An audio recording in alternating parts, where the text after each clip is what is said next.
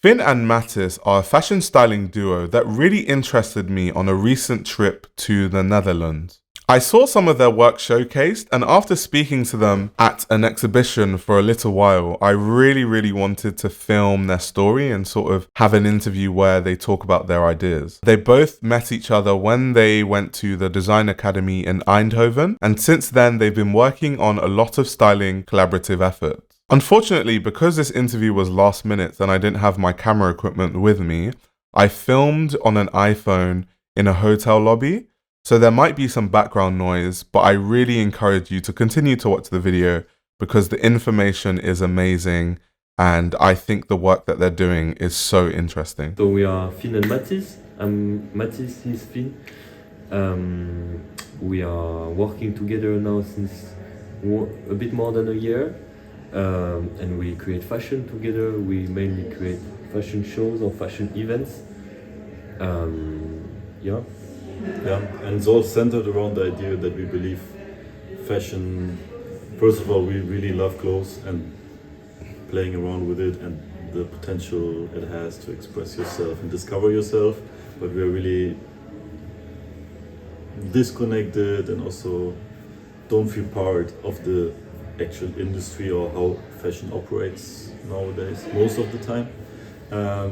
So yeah, what our goal is to create fashion in a way that it fits our values, that it's fun, accessible, including communities, including it's really also about the act of the daily dressing of everyone. You know, everyone makes decision in the morning to dress, and that's also important. We want to put the spotlight back onto that rather than onto the Paris Fashion Week runways and yeah. Like I think it also relates to where we come from. Like I mean, we also I think like and started to understand fashion and to be interested in fashion because we like to play around with our clothes and dress and like really like this act of dressing, and we thought it's actually super powerful to be able to play around with what you express on the outside, to play around with who you are or who you can be with just expressing yourself with your clothes. And we believe that is fashion. Fashion is for us about dressing. It's for us about people, about how people every morning they're gonna dress to express a certain thing or to identify to a certain group of people, and all this is gonna grow just by the everyday act of dressing. For us, fashion is really just growing from just random people dressing. It's a cultural phenomenon rather than something that's ruled by an industry. Right. Yeah. I mean, because everyone wears clothes, everyone, Yeah. Exactly. So, can you talk about, before you talk about your project, kind of your background, because you just graduated from school, so kind of what did you study, what did you do? Yeah. So we both studied at the Design Academy in Eindhoven. We started in 2019, graduated in July this year, and it's quite a, let's say, multidisciplinary school where you start to really explore all fields of design, and then throughout each semester you select your route. Where we always kind of took the route that was closest to fashion without actually being like a fashion design studies. So there's no skills or pattern making or fashion history or all this is not taught. It's really all about the concept, about the creation of it rather than the execution. So I would say that's a bit our background, and I think for us it's maybe interesting to know, like Mathis, I think he came there with the motivation of really making, of craft, interest in craft, and also the smaller things. That's also why he's making grills. I mean, that's also. And for me, I also like to make, but I'm also coming a bit from more conceptual side of things, trying to be a bit more about The concept of things, To make it simple, he's really about thinking, and I'm really about making, acting. Right. So that's also why I think it works well. It works together. as a group, yeah. Because we both have the same interests, we both have the same will to make some, to let some stuff happen, and to make some stuff, and to bring some change, and to make our ideas like become real. But I think our approach is a bit different in the sense that he is gonna think a lot and maybe create a whole like world in his head, and I'm gonna not think so much and maybe let more my hands or like my act decide like what is gonna happen. And we're also friends at the beginning. I mean, it all started with friendship. Like it was not from the beginning. We met in Eindhoven directly one of the first days when we started to study, and then in the beginning we did projects for fun together. It's still for fun, but it's also getting more serious. So that's how it kind of developed very naturally, this collaboration. So your collaborative project, especially the one that you were telling me about yesterday, is mainly about styling. So what is it about styling as a medium that you decided to explore fashion through styling? I think we start from this idea, which is simple, which can be true or not true, that I don't know, but we start from this idea that we don't need new clothes. There is so many clothes already existing. There are so many clothes that are thrown away, so many clothes that are produced every day. But we actually think, why do we produce more clothes? There are so many vintage clothes. So we start from this idea, we don't need new clothes. So then, how can you still tell a story with the medium of fashion without creating new clothes? Then you gotta express yourself with what exists already. And I think that's where the styling starts, where we gave ourselves this limitation of, okay, we're not gonna make clothes. It will be kind of the easy way to make clothes. We want to take all what exists already and see how we can twist it to make something, to get something new out of it, how we can manipulate it. Also this, I think it's super fun challenge we give ourselves, because it's also, we have only clothes that people don't want anymore. So, of course, there's stuff we look at it, this is super ugly. But the challenge is also, okay, how can we make this, how can we change it, how can we bring it into a context that's actually, if someone else sees it, it's like, whoa, wow, what is this? Right. That you actually, like, which is also for us, like a switch of mindset, why we work with this stuff, why we experiment, why it's quite a playful process when we style.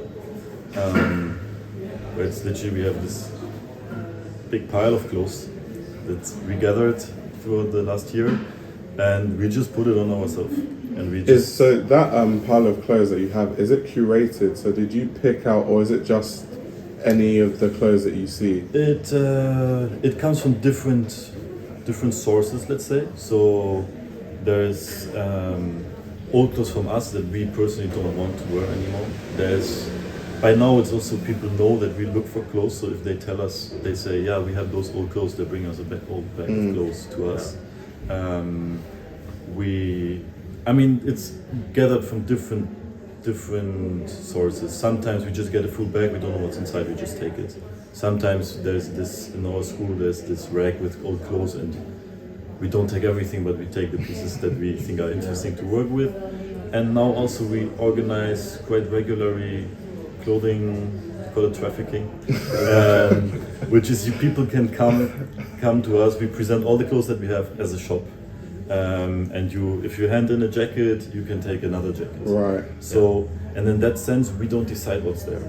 It's the people that come, bring their stuff that they don't want anymore, and that's what we work with. Right. Yeah. So it's also decided by who is coming and what's that person bringing. Yeah. That's so difficult because if you think of the work of a stylist in a traditional sense, they're actually working with clothes that they've almost prepared to work with because it's like a specific brand or specific brands or even from their own collection. So the idea of styling with clothes that you're not familiar with, like people are exchanging jackets and whatever's left is kind of what you have to use, is crazy. That's like a different skill that a normal stylist wouldn't even use.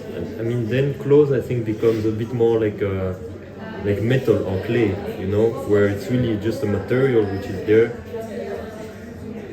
which is like, to compare it, maybe you can compare it with there's one way where you build a house and there's one way where you like I don't know how you call that, like, you know, the people that choose the furniture, right? The interior right. designer. The interior designer is just gonna pick, okay, this chair from this brand goes well with this card from this other brand. Right. That's what maybe a normal stylist does.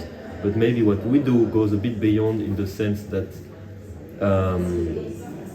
we use clothes as maybe the cement to do the walls of the house, and we're gonna say, okay, the cement we manipulate it this way so that it's gonna look like spiky on the walls. Right. Things, I think, because we are limited, because we don't curate, we don't go to places to find new pieces that we imagine. It's just what we have. Right. Because we are limited, we also, it allows us, it inspires us also. We have this limitation and this is all we have. So if there is a jacket that we don't like as a jacket, we can figure out how can we make this jacket nice. Maybe if we wear it as socks, I don't know. Like, it's really like kind of being, it's a bit stupid, it's also very, very playful, but it's also, we have to kind of think that way to come up with new ideas. Yeah. I mean, one of the biggest things they say in fashion is the best design comes out of limitations. So it's normally, like, even every medium, photography, when photographers have like shitty equipment, they have to learn how to work around it to make good art. So by the time you give those same people all the equipment, they're really good. But the people that start with everything in their hand are normally the least creative because they don't know how to work with limitations. So having a limitation actually is a good thing a lot of the time. I even think it's easier. Yeah. I think even having an assignment of like, okay, you can do whatever you want is probably the most difficult assignment you can get. While if you understand that, okay, in this small frame that you have, you can actually, there's still so much you can work with. It's also really, it's also, I think, where we both really see ourselves kind of being also in a way comfortable in this uncomfortable area. Yeah. Because we don't know the clothes and all this, but that is also comfortable for us. Yeah. Yeah. Okay, cool. So the projects you were telling me about yesterday, can you walk through it and kind of like tell me what you guys are doing? Yeah. Yeah. So yeah, we start from this idea, okay, we like fashion, we like to dress, but we don't feel connected to the fashion industry. Why would you, so I'm just curious, why do you feel like you're not connected to the fashion industry? I think for us it's, I think the first feeling that comes, it's we feel it's a bit maybe boring, because it's quite framed, quite ruled, and I don't know, we have maybe this feeling that it's not so real, not so true. It's not here for a message. The story or the message doesn't have the priority anymore. But it's maybe, about money, or but maybe the money has the priority, and the buzz. Like right now, I think fashion is a lot about buzz. It's making the buzz, making a crazy show with some crazy stuff. Then it's the buzz on internet, and then we go to the next thing, which is even crazier. And then to the next thing, which is even crazier. With it losing a bit the sense of actually why do you do something. I think it's also maybe because I think for both of us, when it started that we became interested in fashion was never because Louis Vuitton made so great jackets. It was, I think, both of us through music, where we through those certain subcultures that exist that celebrate expression. Let's say. Right. Where it always was through a community that leveled up the clothes, and not the clothes that leveled up the human. Right. I think for you it's even more extreme.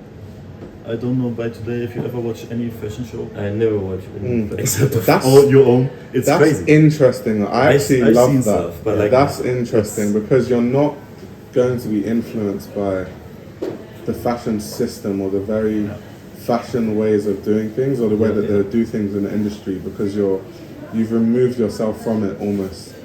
So that's really interesting. So I mean, there we also. I also like. I mean, it's again this thinking and making. You are more in your own world, making the thing, and I'm also like, okay, let's see what actually happened in fashion.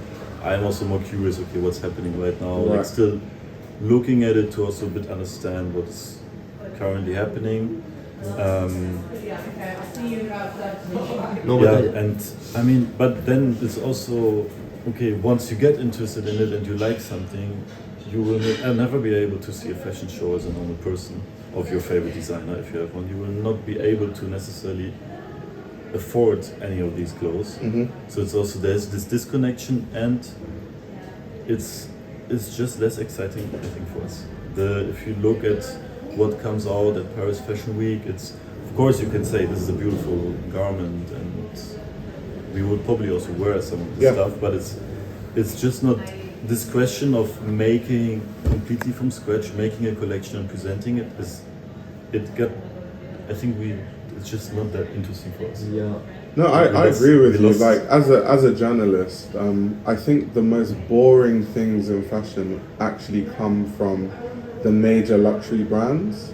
So like the Louis Vuittons, like the biggest brands do the most boring things, probably because they have to be the most commercial. And if you want actually fashion that's interesting, you have to look at emerging designers, emerging creators. So no, I completely agree with what you're saying. And I think what is also a bit problematic for me in fashion is also the so that's maybe just my perception of it.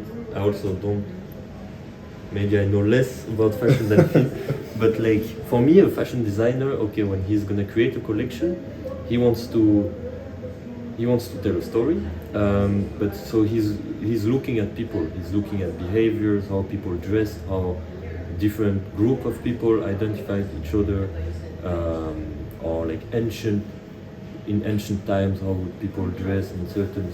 So it's really about like looking at people, looking at what were the different cultures around clothing, and then he gathers it around and create tell a story through that.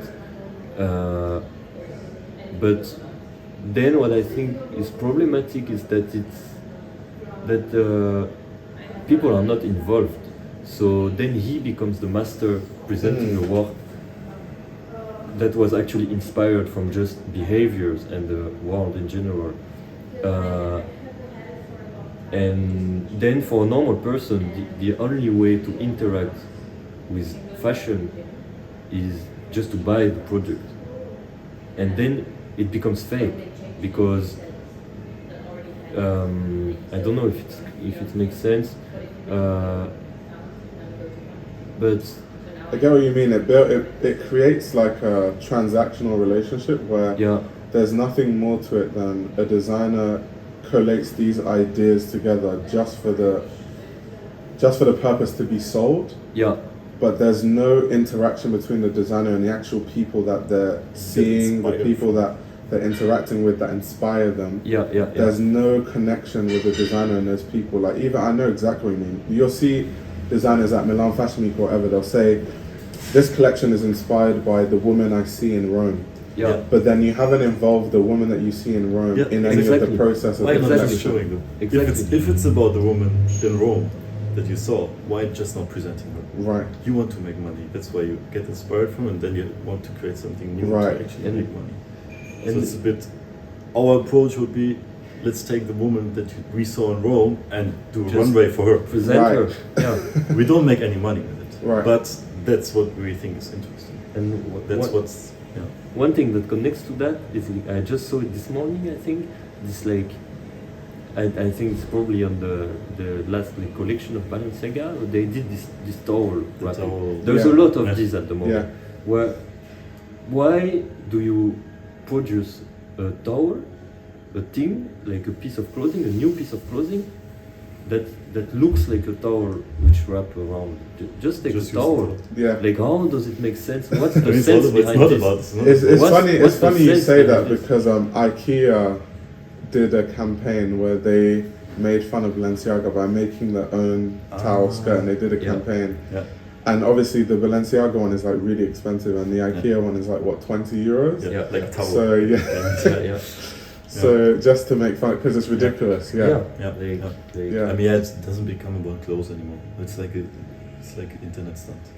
It's like that's what it is. It is an internet stunt. So, which is, I don't know. Like people should do what they should do. It's also, I think, an important thing is also what we talk quite critically about the industry, but it's also we never aim to, like, there's also still a value to what people do, and like we never want to point with a finger onto something. We always, when we also make decisions in the shows, it's always also more of like a look, this is also what this could be a positive alternative, or not even alternative. Look, this can be done this way, without actually commenting on all the other stuff.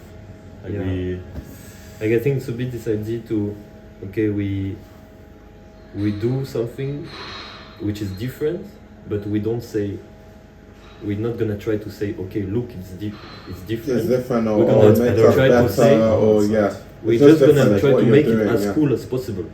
Because we believe that's the coolest thing ever. So we just make it cool, and hopefully there's other people that also find it cool. And we also think that that's how things can change slowly. It's maybe not by working with big brand or like big people, but maybe more by just making something so fun, so cool, that makes so much sense that people will also understand it, also find it cool. And when you have all the cool people that find something cool, that's how fashion works. It works on hypes. And if we do what we do, the hype. Not a hype, because the hype is also based on time. So it's not that, but it's more like, okay, fashion works in a way. The cool people will look at your stuff and say this is cool. Everyone else will follow. And which is not only a thing in fashion. I think it's just a thing. Everything. How humans work a bit, or how but I believe if you have a good intention behind it, it's also important to use it, because it's also, fashion is still, I mean, you see a lot of sustainable fashion that is sustainable, but it's not cool at all. Like it's, I mean, for someone who's into fashion, the person will say, this is ugly, this looks like this looks recycled. Like, so sorry, but it's true. So my thought on sustainable fashion is, if something's going to be sustainable, it should still have merit in the way it looks, because otherwise, what's the point? Because if your selling point is, it's sustainable, buy it, but then no one wants to wear it still, what's the point of even making that in the first place? So that's the thing. I also think it's very unsustainable to make something that's sustainable, but it's not desirable in any way, because then that same thing is not going to no one is going to wear it, and then you have the same problem. It's also, I think, so when you're at design school, there's a lot of projects that are about sustainability, like let's say half of it, and they're only about sustainability without actually telling a story. So that's also, I think it's also always important to also think about what do you have to say next to that. Like, and sustainability, that should be normal. That should become something you don't have to even have to talk about. No, I agree. So Yeah, that's what we feel. So Okay, then, perfect. The project. feeling this, we Yeah. thought, okay, what can we do? So we want to include people. We want to let people dress, let people see how we can push people to dress, to experiment with clothes, all this. So we thought, the first thing we thought, okay, we're gonna organize a dressing contest. We always also want to keep things fun, keep things positive, because we think that it's a good way to get a message through when it's fun, when it's positive, then people also feel it somehow. So we thought, okay, we're gonna organize a outfit contest, just invite some friends over, and we told them, okay, come with an outfit you think it's the one outfit you think you can win with it, just to see already, just to try to let them think, maybe for 10 minutes when they are in their room, okay, what is the one outfit, what is my outfit and why, or like then to try to trigger this reflection of like, why do I like this, or why do I think this is me, stuff like this. So we had a jury, and this happened in my house, and it was really fun. Cozy afternoon. Cozy in the living room. It was, yeah. I mean, Um, to give a broader context, we did a series of these interactive, participative fashion events, Yeah. not only shows, which is also still now we are exploring how to we still every time also getting new ideas, and Yeah, it's yeah. this continuous exploration. So that's why there's this series of different concepts of how to make. Yeah, that they all. I mean, they all. It's like a research basically. Yeah. It's like now we are still in this research phase of like, okay, how can we make fashion that fits to our value basically. So that was the first step of our research. After this, we thought, okay, that was super nice, but now we want to see how we can really trigger people on manipulating clothes and dressing, sort of, and communicating certain ideas with your outfit. So we invited 6 friends in a photo studio. They all had to bring a lot of clothes, and then we had these challenges, like, okay, you have to dress like a farmer, and then already it triggers the person. Yeah, how does a farmer look like? What am I gonna put? What am I gonna wear to express, to give this farmer vibe? And we also always had a limitation of time, because we also think it's something really that has to happen intuitively. Yeah. How long did you give them to dress? For there was different challenges. One challenge I remember was 1 minute. Longest was I think 10 minutes. Oh wow! So they had 1 minute to figure out how to show. Yeah. Wow. Because it's also, I think, I mean, overthinking is a thing Yeah. that also not always is good. So we also believe, okay, there we also didn't have an audience, so it was friends. It was everyone was in the comfort zone still, even though not everyone was into fashion or into dressing. But to trigger intuition, I think is always nice, and it also always allows for a certain freedom to not think too much and just be quick in your decisions, and then look at it afterwards. Like, while you do it, don't think too much, just enjoy it. So that's also why there's a time limit. Because if you have 2 hours for one outfit, you Start thinking of too many different. It's not necessarily about that. It's more about, okay, kind of triggering quick decisions, and they're often, actually always, not always, but most of the time it was great. It always worked. Yeah. Even clothes that are not farmer clothes, but they look like farmers, or like Yeah, because because it's it's at that moment, it's just about doing it. You can think about it as long as possible, as long as you want. From the moment it's only from the moment you put the clothes on yourself that you actually see, okay, it works, it doesn't work, and then it works, it doesn't work, you remove it, you put something else. And I think that's quite difficult to do if you just think about it and try to imagine it. So I think with these like limits, we also try to really push people, to just just go for it, and then you can think. And the next show was first time we included audience. So we had audience, we had a stage, and we had a dressing area. So we invited 8 teams with each 3 people to have a dressing tournament, let's say, on stage in front of an audience, and always 2 teams compete against each other. We have a certain challenge. For example, in the first round we had 2 teams come on stage with each 3 people. We tell them, dress one of your team members melancholic.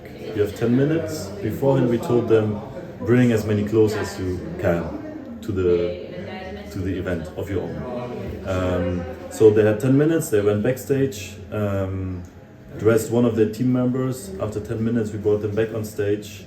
They both presented their outfits. And there was a jury that we selected from the audience. We asked before 5 people if they would like to judge. And then on a rating from 1 to 10, they had to give numbers to each outfit, and the number with the outfit with the higher number got into the next round. So it's like a World Cup.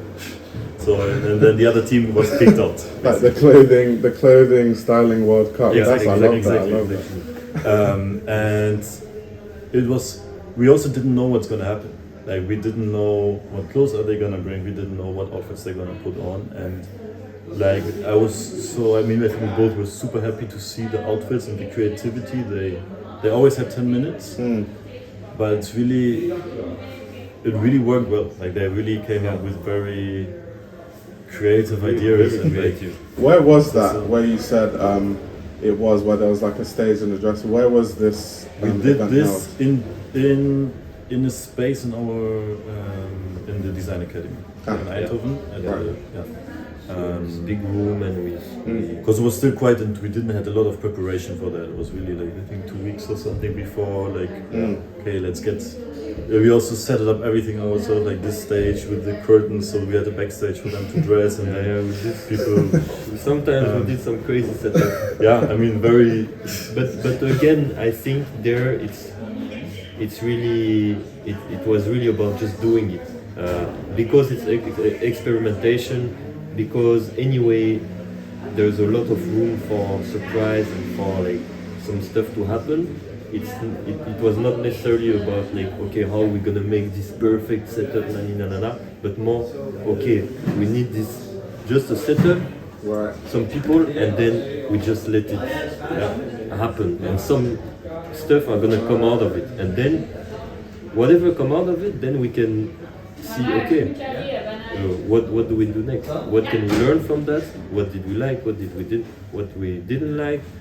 And what can we do next? So what did we do next? So next we did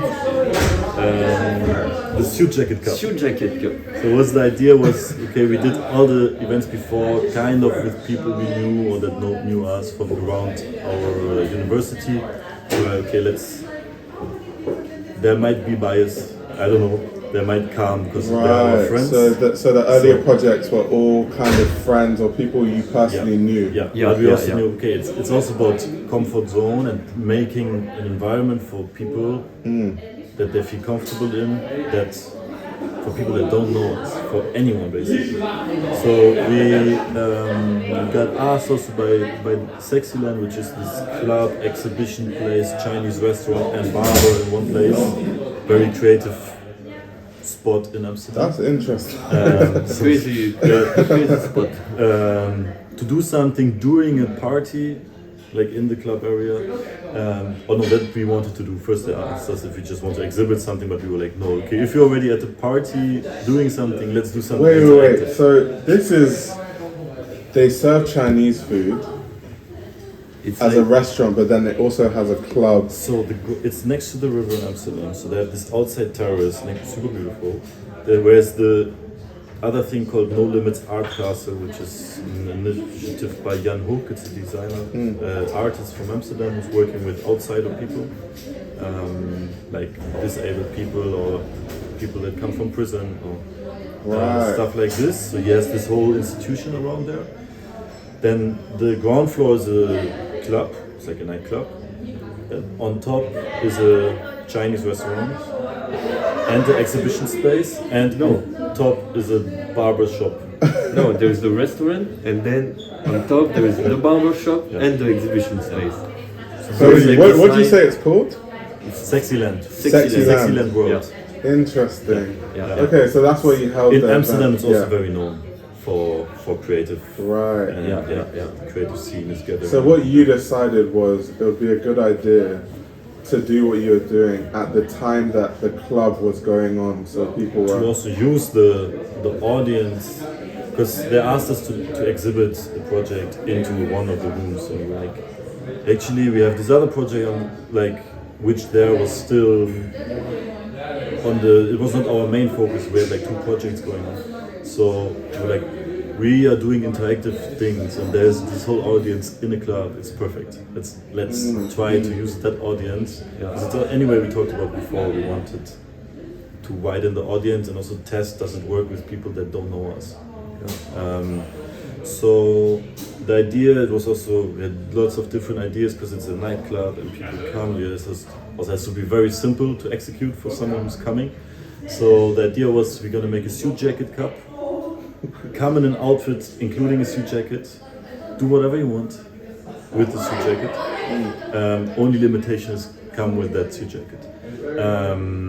So in the entrance, there were also some people that didn't participate but in the entrance they said, okay, I'm here with a suit jacket and I'm participating in the outfit contest.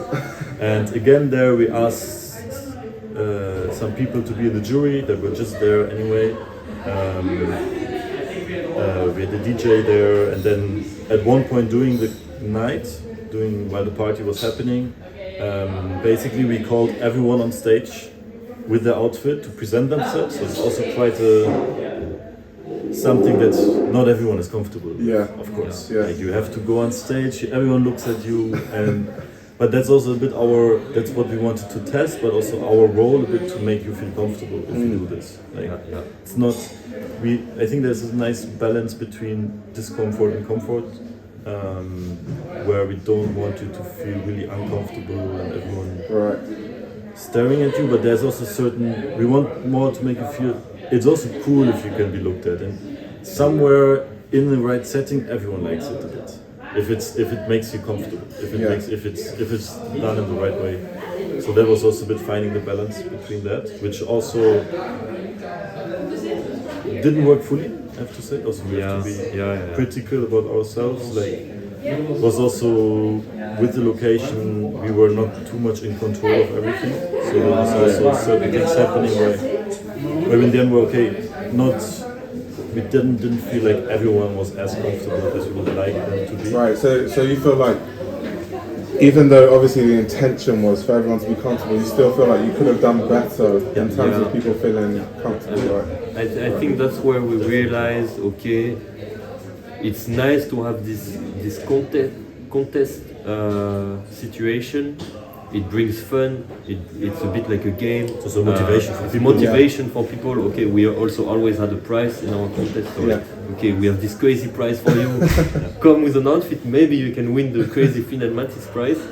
But then we also realize, okay, then there is also notes. You give a note to someone that did effort to come present himself in front of the audience.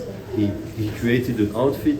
So it's quite personal, and you give a grade for that in front of everyone. And we thought that's maybe not so cool, because it's not what we want to say. We don't want to say you have a better outfit than you. Right. We want to say both of you decided something, and it's great that you decided. Be aware of your decisions. And it's not about comparing yourself to others necessarily. So obviously the way that you're trying to get people to kind of think about what they're wearing and stuff is by doing a contest, but inherently a contest is going to pit things against each other and say that this is better than this. Right. And for example, then the jury itself at that point, because everything was also a bit hectic, how things go, it was during the night, during a party, so it's also very, very easily things get a bit out of your hands. So then the jury started to create own criteria to judge the people. Yeah. Was based on if people manipulated their suit jackets themselves. So Right. that was based on their own of people's skill of making clothes. Which is Like- not what it's about. Yeah. Because it's about the way people dress, right? Yeah, So yeah. it So has that was nothing not what to we do wanted with, to. yeah. So, but that was a very, very learningful experience. Yeah. It was still really nice vibe, and like most of the people had a really good time, and they also thanked us for it. And it was really, we also had very good feedback from it. So in the end, we had around, I think, 40 to 50 participants. Yeah. I think the atmosphere, you can compare it a bit to ballroom. Yeah. So it's really okay. There's the jury in front. There's all Yeah, people like on the side. people on Yeah, the side. exactly. And we call a name, and the person Someone comes, walks, has yeah. to like present himself, like do the show, you know. Yeah. So it's all this, like this setup. We also always liked it because we thought all these people cheering around. It's also empowering. Like it's also about like giving this like star moment to whoever. Yeah. Whoever wants to participate Yeah. can become a star. The crazy like world star or like fashion or model for one moment he's the one, you know. Yeah, And that we quite like this idea, but then it was a bit clashing with the judgment part. right. Then So then we thought, okay, no contest anymore, and we actually had no, there was quite There a was- process behind it we actually had a different show planned. Maybe I don't know No, we- time-wise how much we should go into detail with that. Basically, at one moment we were like, okay, fuck it. Why don't we go a step further? Everyone until now was aware that they're participating in a certain contest. They were dressing for this moment consciously. yeah. They were okay. They knew tonight I have the suit jacket cup, so I put extra effort into the way I dress. So we're like, let's bring it a step So further. that's interesting. So in a way, you felt like it wasn't as authentic because when you tell someone that there's a contest, they're going to like overdress or maybe Yeah. dress in a way that they wouldn't every day. Yeah, exactly. Which is not necessarily not authentic, but it's definitely different. You have a Right, different mindset right. towards dressing. So then we were, okay, let's go to the extreme. Let's go on the streets of Eindhoven, ask people if they want to dress in the exact outfit that we meet them on the street. So Model. to model at the fashion show with the outfit that you're wearing right now. So we I think asked around 200 people. We always told them we believe fashion is coming from the daily act of dressing of everyone. And actually, most people tell us, "Yeah, you're joking. I'm too old. I'm too fat. I'm like." Sometimes they were really mad at us because they thought we make a joke. Yeah. There was. But then there were also a lot of people that actually got it and they were like, oh yeah, I should be a model. And so when that happened, we got their name, their phone number, and made a picture of them. So did you say you talked to 200 people? Yeah. 200 on the streets of Eindhoven? Maybe. Eindhoven. Yeah. For 1.5 weeks, every day we went on the streets. Wow, 1.5 weeks every Yeah. day. Wow. At the beginning was really It was fast. It was difficult. like the first day we were like, we don't dare to approach these people. do this? But then the last day of it, we were just like, okay, let's go. Let's just talk to everyone who somehow like attracts our attention. So then we had, I think, around 40 phone numbers. Texted them again,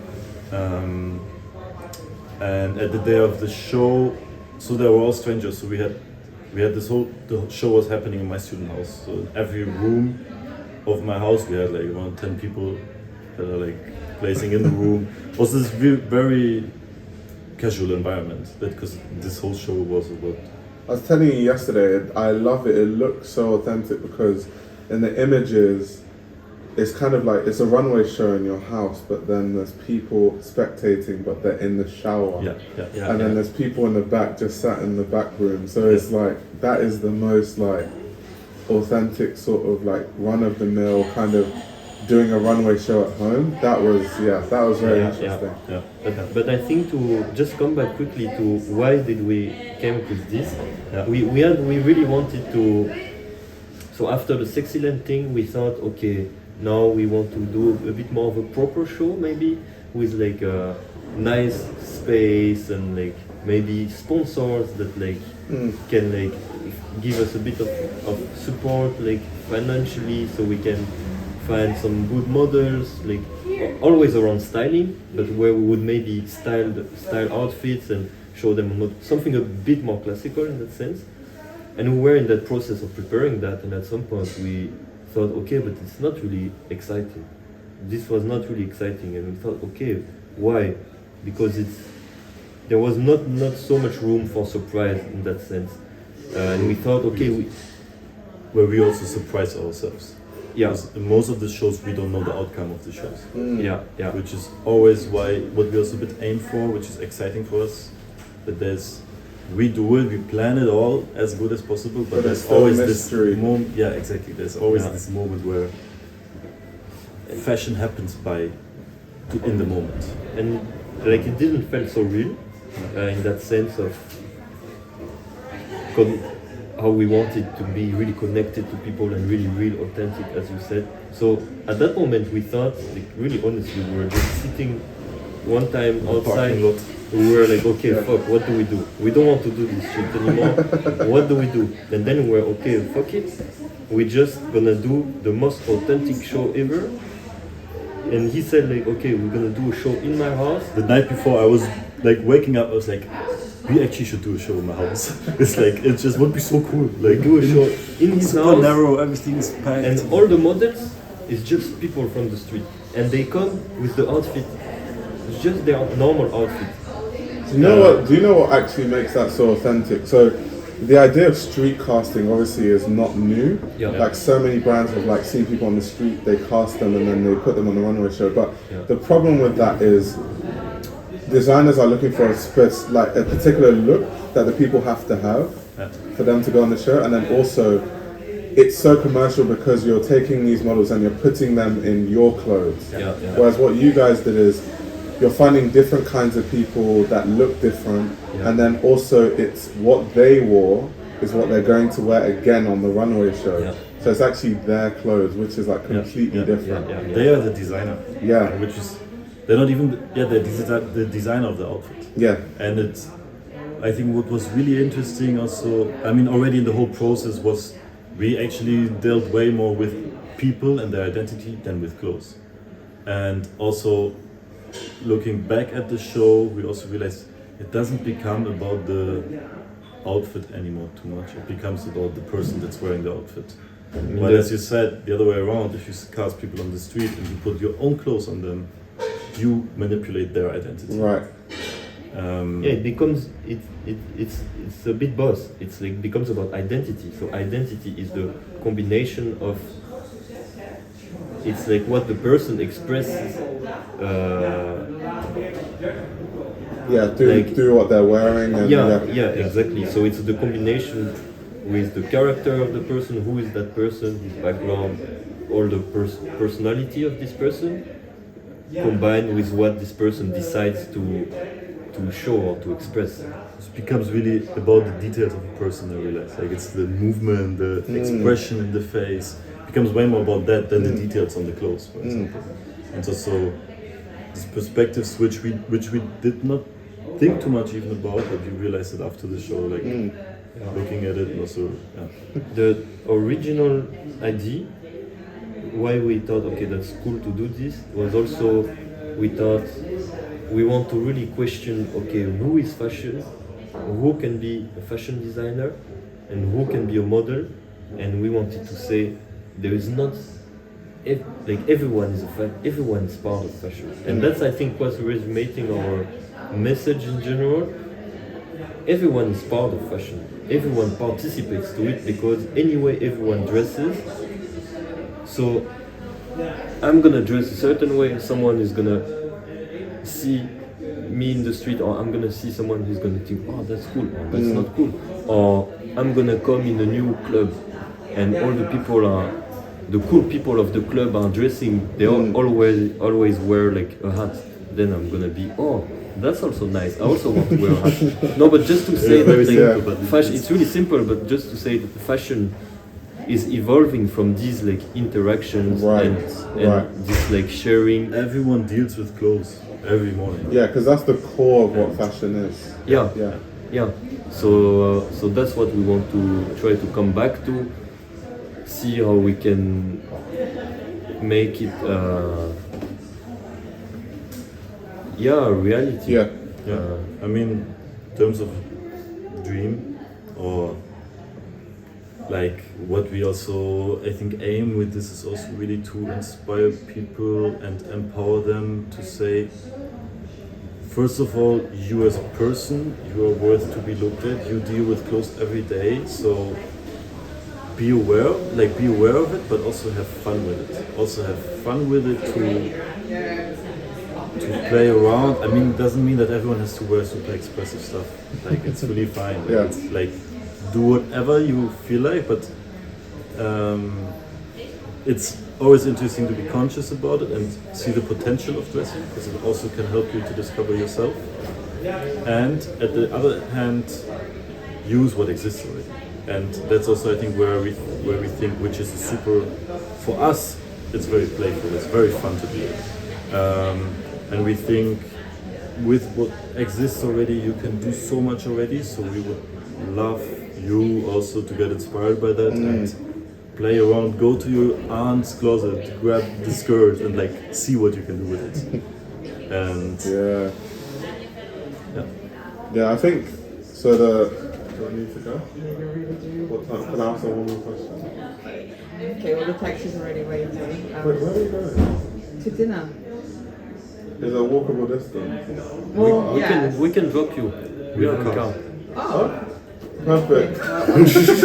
But please don't be too late because dinner will be very short. Yeah. We'll have an hour and a half. Okay, we'll just be like 10-15 more minutes. Yeah. Alright. Alright. Yep. Alright. Promise. Okay, good. Okay. By the way, you're going to Mares, which is, do you know Mares Kitchen? No, we have no idea. It's on the It's on film. Mares. Oh yeah. Okay. Yeah. we can talk again. Yeah, perfect. So the question I really wanted to ask is because a lot of what you're doing is obviously really authentic, and it's about the communities, and it's almost like there's no money involved because the way you're doing it is like you're taking what's already there, what already exists, and starting all these things. But in the future, how can you sustain what you're doing without there being some sort of like commercial aspect to it? So do you think there ever will be? Do you think you'll always keep it kind of like this fun community-based thing? How do you see the future of what you're doing? Obviously,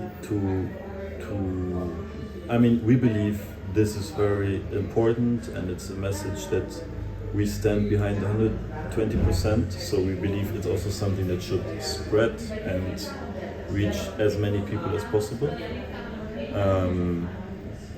So for that, you obviously also need time and also certain financial resources to keep being able to keep making this. We are also like, we don't necessarily, right now we lose money with making this. Like we barely have financial like resources to make the shows, but with what we have, we do it still because we think it's great. And there's, with exactly that, if we want to, it always depends, because we don't want someone else buying in with a different intention, giving us money, and we sell our idea for that. Yeah, because that's the problem is like a lot of brands, they want communities, but they don't understand that communities need to be like built. So they think they can buy a community, so they might throw money at you and be like, bring your community to us, but then it doesn't make sense because that's not the community. So how do you find a way to have the money to still do the interesting things you want to do without taking away the authenticity. This is it's not just you, it's like everything in fashion. You're going to come to this thought process of like, how do I keep this going and how do I make money in a way that doesn't affect how authentic this is. Currently, right now, the plan is to not make money with that and make the money otherwise somewhere else. Right. So for now, we have both a side job that's not connected to this at all, because we're also in the beginning of the career. So it's also, we decided, let's not have the pressure of making money with this, because then we have to adapt. We want this to be as free and authentic as possible and true to ourselves. We want to make all the decisions ourselves about it. That if we get the money otherwise, we are a bit more independent. I think it's what we do right now. It's really close to activism. I really don't like this word, but so it's so the main goal is really the message. It's all about the message and the vision behind it. So either you find people maybe that really support or understand this message and want to support you. It's the same, for example, with how you call this in English? Association, not funding, but The foundation. like Greenpeace, for example. NGO.